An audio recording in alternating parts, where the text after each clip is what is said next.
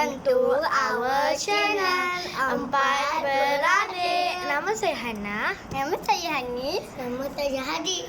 Okay guys, so hari ni kita nak unboxing Pop It yang kita orang beli guna duit sendiri guys. Okay, jom kita buka guys, tak sabarnya. Okay.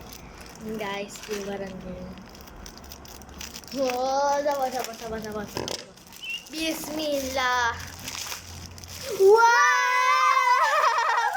Wow, that is so cute. Okay, kita ada punya Robot, okay, kita ada ni, ada Among Us, unicorn dan robot dan love guys. Wow, okay. Jom kita buka dulu lah. Ni love ni ada punya tengah tidur. My God, so really happy. Wow. Kontak tekan. Cuba tekan guys. Tekan.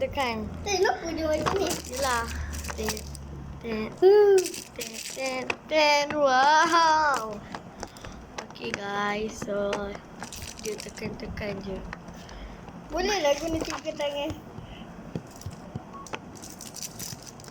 Wah guys, so korang kalau korang nak beli, korang beli kat Shopee, korang search Pop It.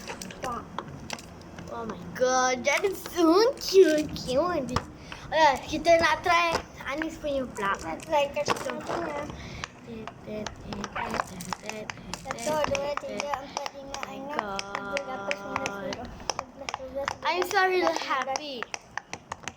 Okay guys, ini dia punya. Ni mukbang.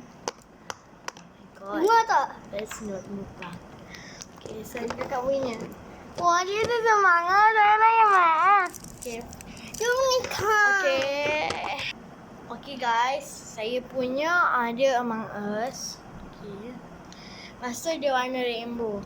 Okay, Dan saya punya dia gambar unicorn, dia warna purple campur biru. taklah. Ya. Hijau. Biru Okay, turquoise. biru turquoise. Ini pula Minecraft. Dia warna biru. Cantik kan? Warna Dia biru. robot. Okay, dan ini pula Love. Adik saya punya, dia tengah tidur. Ni rainbow juga. Okay. Okay guys, jangan lupa subscribe, like dan share.